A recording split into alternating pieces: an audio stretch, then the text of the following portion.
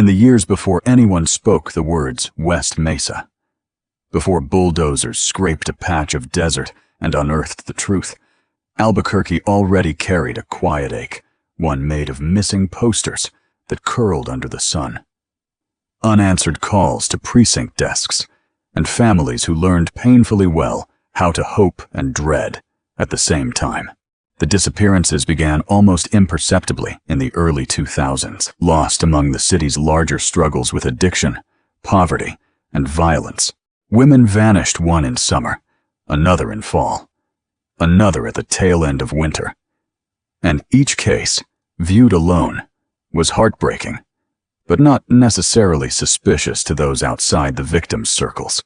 They were adult women with difficult lives, many battling substance dependence or involved in sex work, and society, with cruel consistency, tends to look away from those already pushed to the margins. Loved ones, however, noticed everything. Mothers who knew the exact cadence of their daughters' voices felt dread the moment a phone stopped ringing. Children waited at windows for figures who never appeared at the end of the driveway. Friends who walked the same streets sensed something shifting, as though danger had taken up residence beside them, breathing down the same alleys. These women lived in parts of the city where police presence was common, but attention to missing persons was fleeting. Report after report was filed, and families were told what so many marginalized families hear. Adults have a right to disappear. Maybe she will turn up. Give it time. Time passed, but the women did not return. For some families, the waiting became a routine carved into their bones. They called hospitals, jails, just shelters, any place that might offer even a sliver of information. Some pinned missing posters on telephone poles, only to find them torn away by wind or vandalized by strangers who saw these women as statistics, not daughters. The language surrounding the disappearances became coded with resignation, high risk, unstable lifestyle, known to police. These words did more than describe circumstances. They added distance, justifying the absence of urgency. Yet within that distance was profound humanity. Many of the women were trying to rebuild their lives, working towards sobriety, reconnecting with children, scraping together enough stability to imagine a different future. Their stories were filled with false starts and renewed attempts, the kind of fragile progress that demanded compassion rather than judgment. When they vanished, their stories were left suspended mid-sentence, and those who loved them were left carrying chapters with no endings. Rumors swelled in neighborhoods where fear spreads faster than truth. Women whispered about a man in a truck slowing near street corners, about clients who turned violent, about shadows lingering where they should not be. Some stories were surely distortions, but others were credible warnings that never reached the right ears. Law enforcement, grappling with limited manpower and cases spanning multiple jurisdictions, failed to connect these threads. There was no pattern on paper, no map filled with red pins. The disappearances were scattered across years, each treated as an isolated tragedy. Still, the pattern existed in hearts, in communities, in the uneasy silence of nights where women walked with keys gripped between their fingers. Advocacy groups raised alarms, insisting that too many women were disappearing from the same demographic, the same streets, the same precarious circumstances. But lacking hard evidence, their concerns were treated as speculation, maybe even exaggeration. It was not malice, so much as a failure of imagination. No one wanted to believe that something systematic was happening in their own city. Meanwhile, the desert around Albuquerque remained indifferent, stretching in pale, wind-scoured expanses beyond the city's edges. New housing developments crept outward, carving new roads and leveling ground. Beneath the soil lay years of secrets, but as long as the land remained undisturbed, those secrets stayed hidden. Families continued to wait, and the city continued its daily churn of life. Construction cranes rising, commuters traversing the same highways, festivals filling the air with music. But for the families of the missing, days blurred into one another. Some clung to hope fiercely, convinced their daughters were alive, held somewhere against their will, waiting to be rescued. Others feared the worst, but still woke each morning with the same question. If she is gone, where is she? The not knowing gnawed at them more painfully than any confirmed tragedy. Closure, however devastating, felt like a mercy. They were not being granted. Police occasionally followed leads that led nowhere. A sighting here, a tip there. Some were honest misunderstandings. Others were cruel hoaxes. As years passed, the cases aged without progress, gathering dust in filing cabinets or digital storage systems. Detectives rotated out. Institutional memory thinned. The women risked becoming footnotes. Beneath this outward stagnation, the emotional toll grew heavier. Some family members became advocates, pushing relentlessly for media attention that rarely materialized. Others withdrew from public life, drained by the weight of grief without resolution. Candlelight vigils flickered along sidewalks, illuminating faces lined by exhaustion and determination.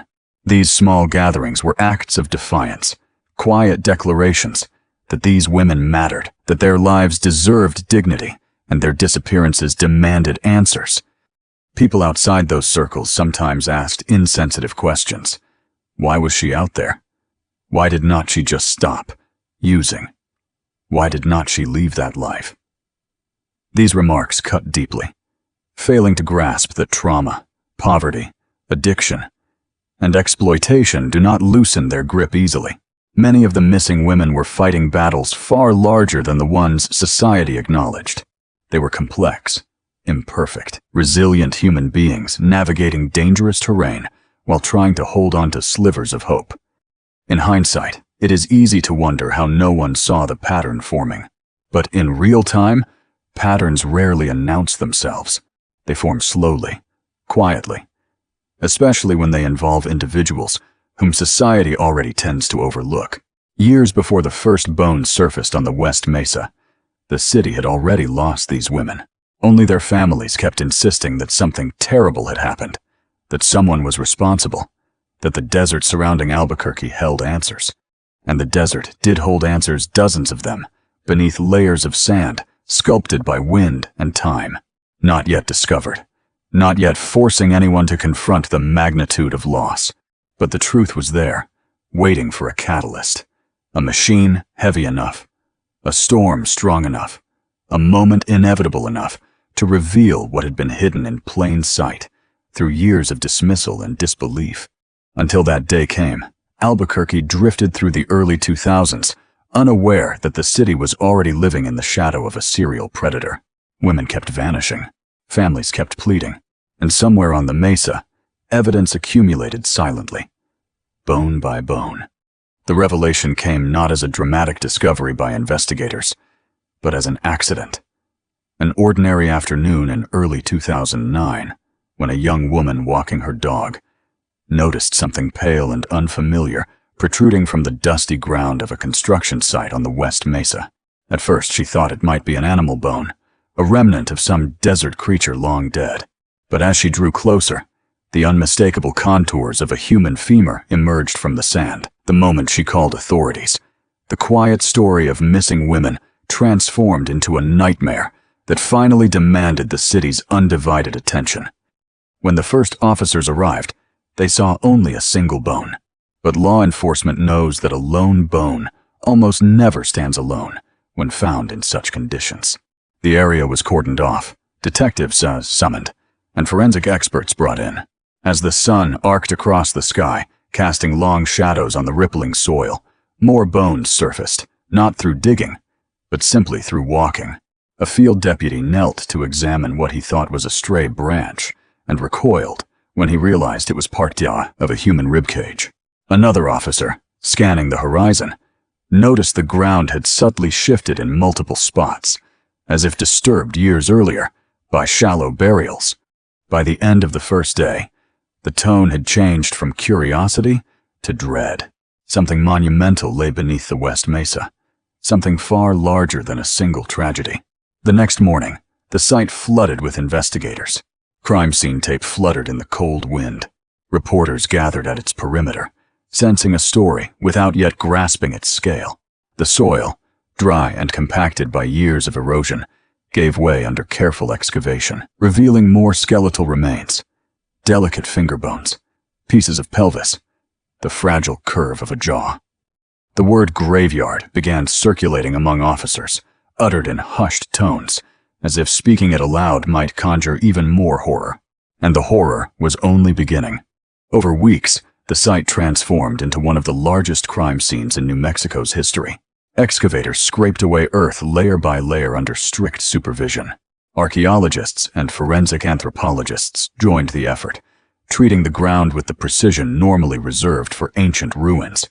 Each bone was mapped, photographed, catalogued, each set of remains marked with a small, solemn flag that dotted the mesa like a field of mourning. By the time the excavation ended, the count had reached 11 women and 1 unborn child. 12 lives, erased and entombed in the desert. 12 families, whose missing person reports suddenly gained terrible clarity. Some had clung to hope for nearly a decade.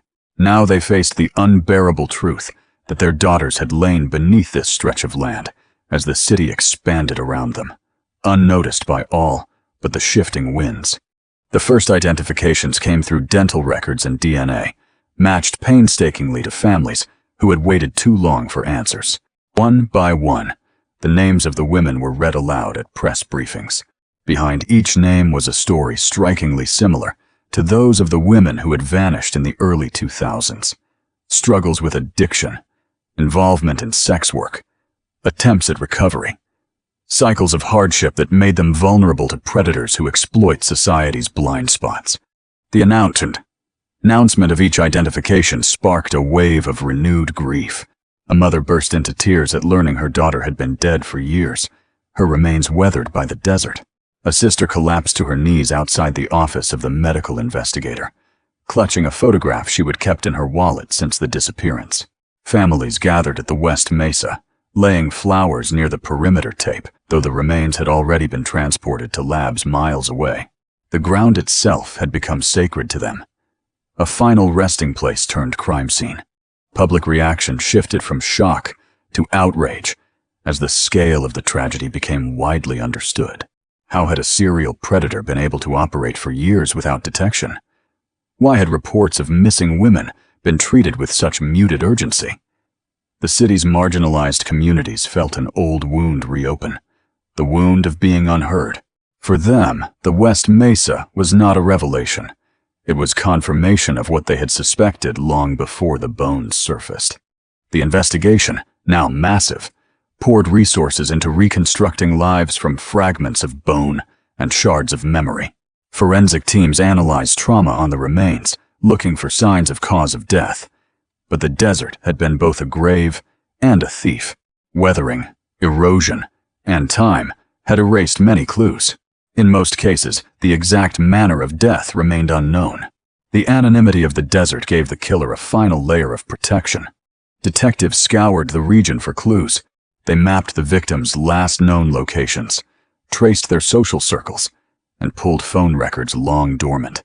They created a timeline that stretched across nearly a decade, connecting women who never knew one another, but who had walked the same dangerous streets. Though the excavation had brought truth to light, it also highlighted how much had been lost opportunities for earlier detection. Interviews that were never conducted, trails long gone cold. Media coverage surged. The words West Mesa Bone Collector appeared in headlines, a macabre nickname that captured public imagination. While frustrating investigators who still had no confirmed suspect, the phrase practically invented a monster. But no face, no identity, no clear evidence pointed to any one individual. The nickname stuck, and with it came a new narrative, one that both spotlighted the victims and risked sensationalizing their suffering. As reporters descended on the families, some relatives welcomed the attention, hoping it would pressure authorities to intensify their efforts. Others recoiled, feeling exploited by cameras that sought grief as spectacle. Their daughters had been ignored in life. Now, in death, they were thrust into a glare they never asked for. While forensic teams worked the site, investigators encountered another grim challenge: the belief that not all the victim had been found. Satellite imagery suggested parts of the mesa had been disturbed years earlier, possibly by flooding or grading, meaning some remains could have eroded away or been carried off by storms. The thought that more women might lie undiscovered haunted both police and families alike. Inside the police department, case files were reopened. Detectives who had once handled the missing person reports revisited their notes with a mixture of guilt and determination. They had acted within the constraints of their system-strained resources. Short staffing. Cases deemed low priority by the metrics used at the time. Yet the consequences of those constraints now lay starkly before them. Bones in the sand. The city, feeling the weight of the tragedy, held breakfast. Candles glowed in the night. Names were spoken aloud. Prayers offered for women whose final moments remained unknown. These were acts of communal mourning, gestures of solidarity that admitted a painful truth.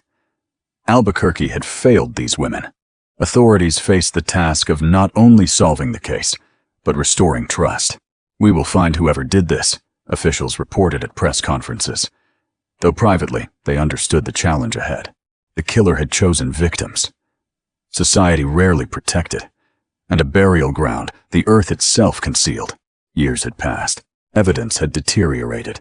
Leads were tangled in a web of time and neglect. Still, the discovery had forced a long overdue reckoning. One that demanded accountability, empathy, and relentless pursuit of justice. The West Mesa had spoken, its silence broken by bones that refused to remain hidden. And now, with the magnitude of the crime finally unearthed, Albuquerque had no choice but to confront what lay beneath. 12 lives stolen, a decade of missed warnings, and an investigation just beginning.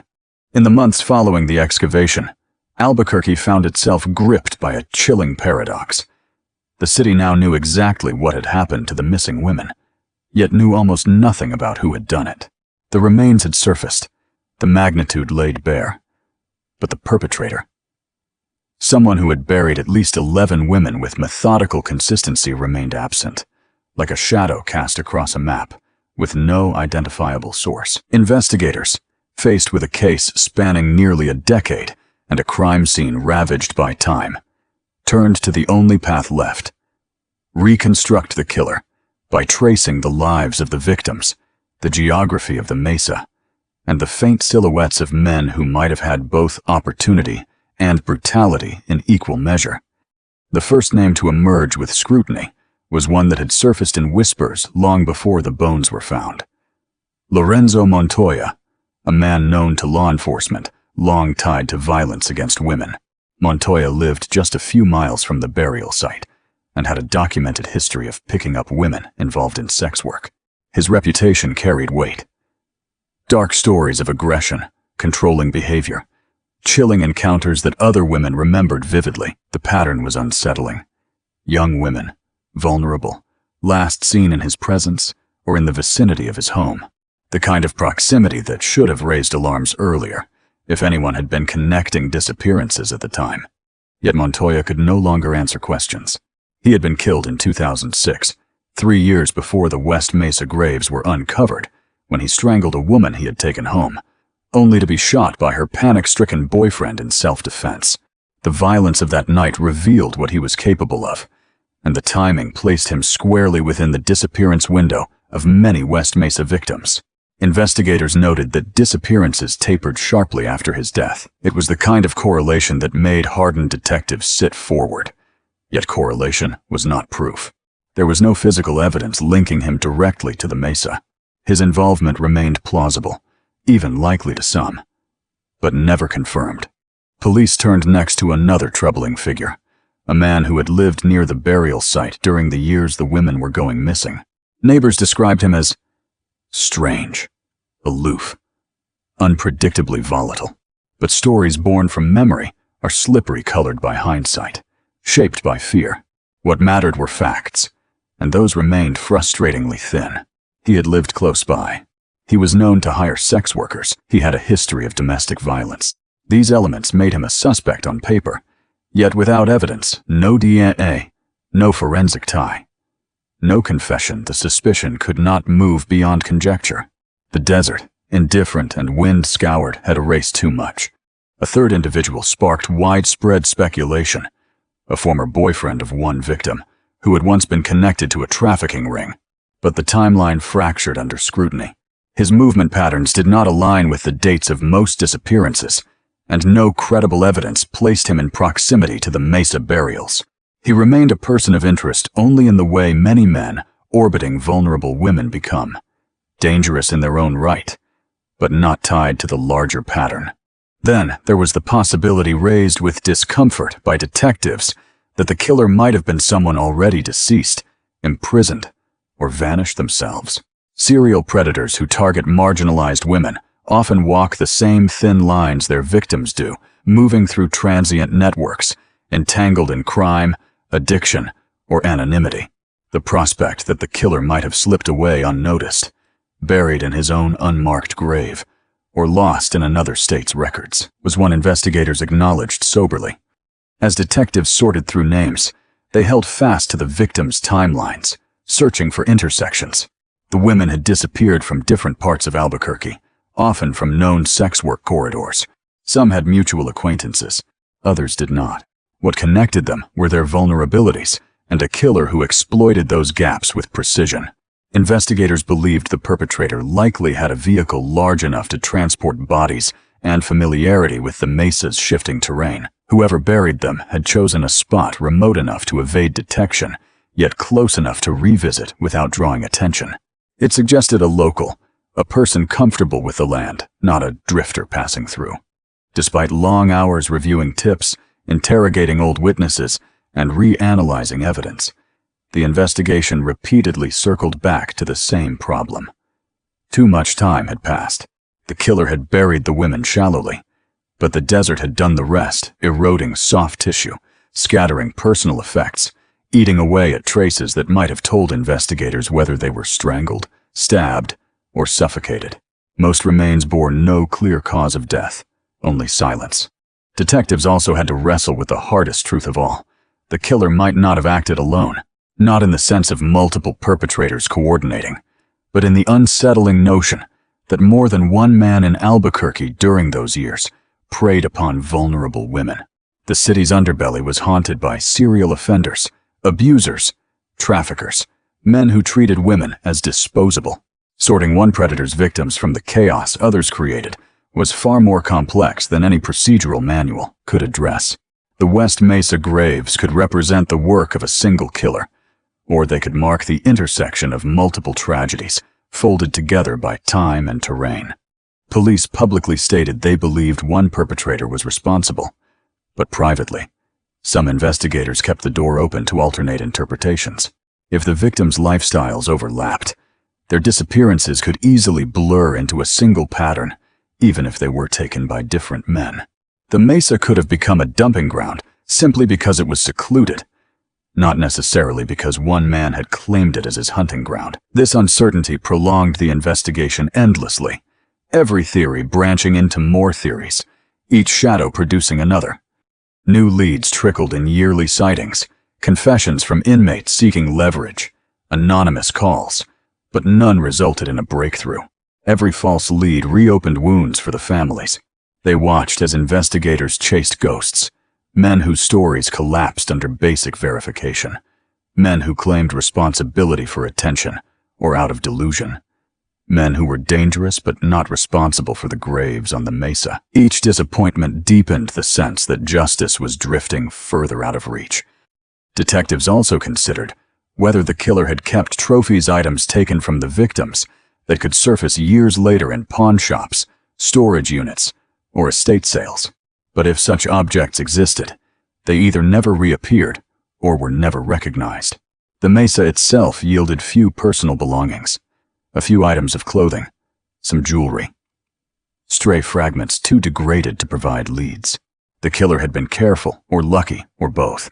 By the 10th anniversary of the discovery, the case had hardened into legend, an unsolved crime that haunted both law enforcement and the community.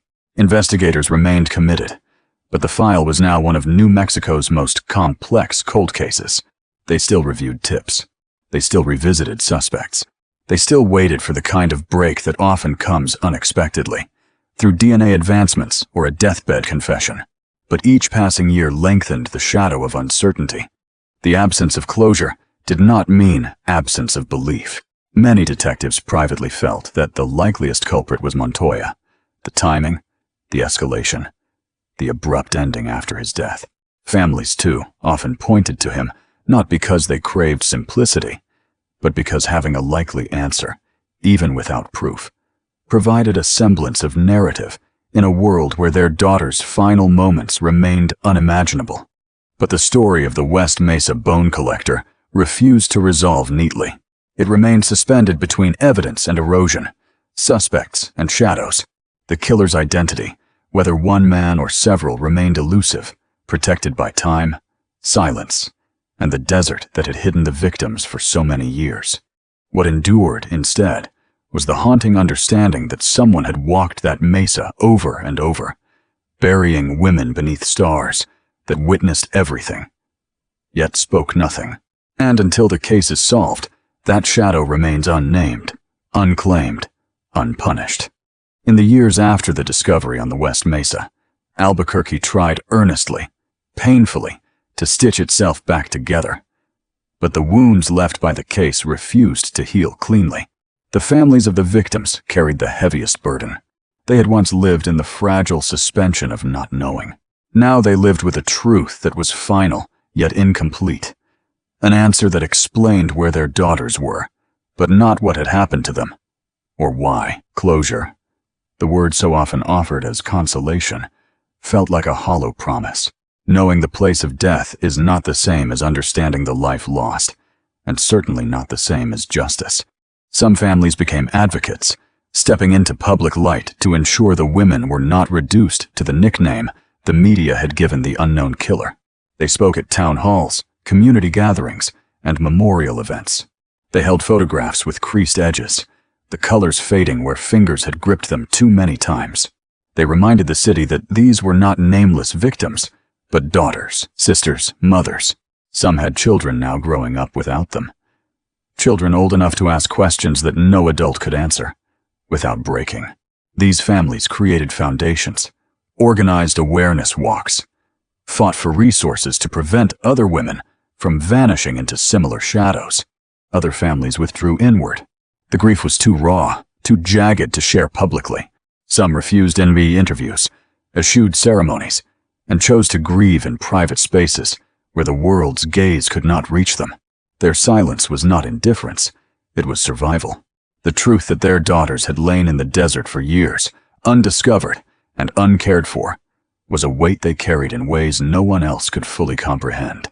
The city, too, grappled with its own kind of reckoning. Albuquerque had long struggled with systemic issues: poverty, addiction, trafficking, violence against women, and the West Mesa case forced a spotlight on the vulnerabilities that predators had exploited.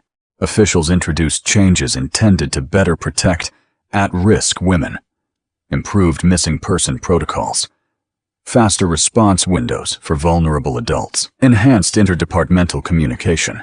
These reforms did not erase past failures, but they marked an attempt to learn from them.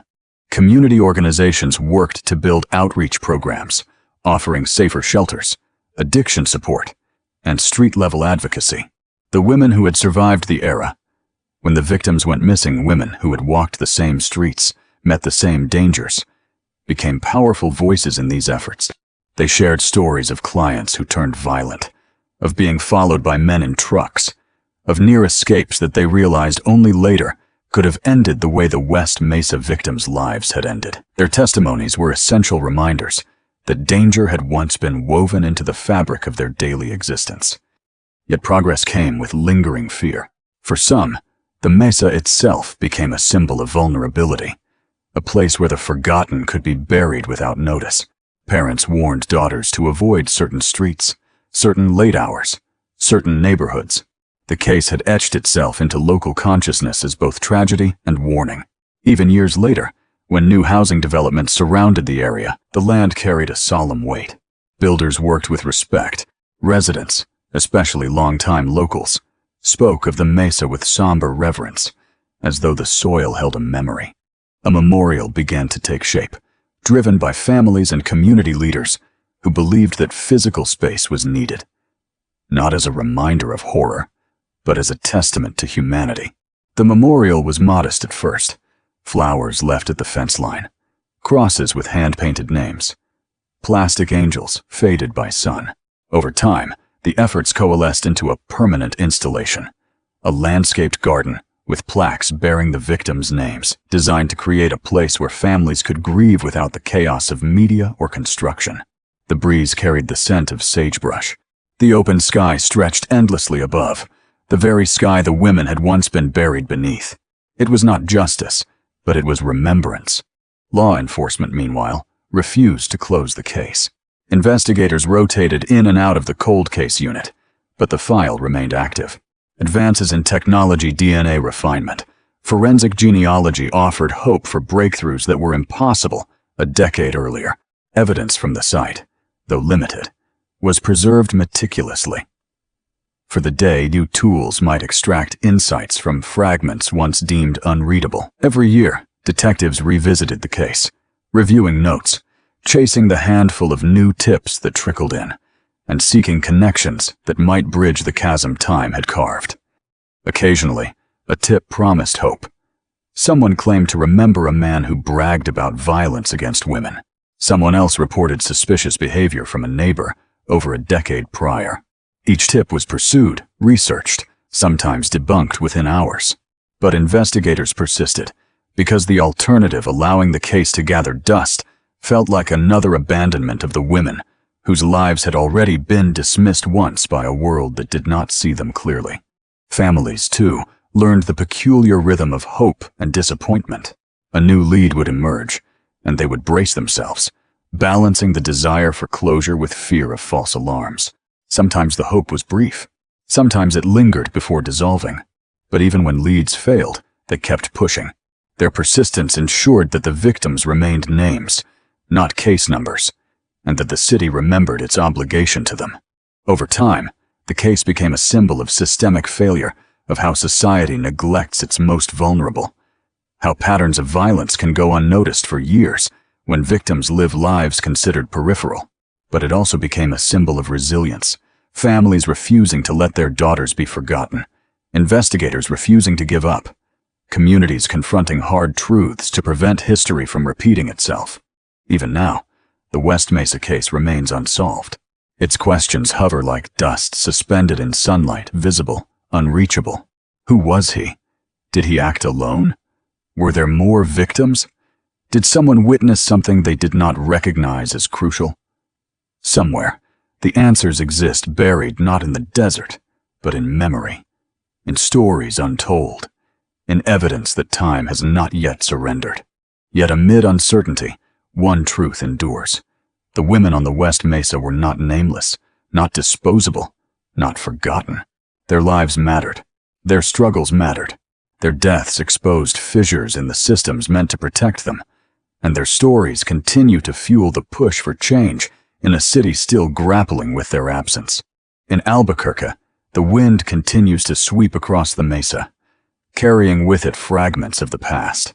The land, once a silent witness, now stands as a monument to lives lost and a reminder of the responsibility the living carry. The case is still open, still waiting, still capable of being solved. And until the day justice arrives, if it ever does, the memory of the women will remain, etched into the desert's vast horizon, echoing through the city that failed them, and the community determined never to let such failure happen again.